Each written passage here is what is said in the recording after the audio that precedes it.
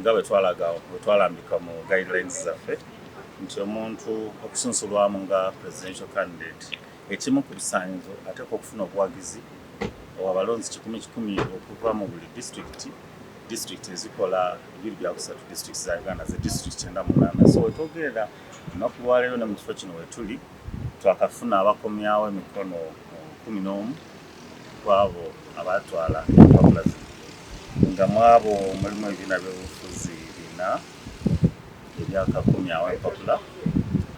Waliwo NUP, National Unity Platform, nga baagala kusimbawo Kyagulanyi Center mu Robert.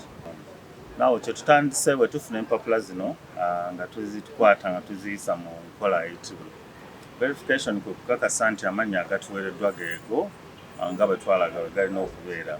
Bw'omaliza okweza districts 98 eyo tuba tukola kye tuyita clearance oba twasooka ebbaluwa certificate of compliance of clearance.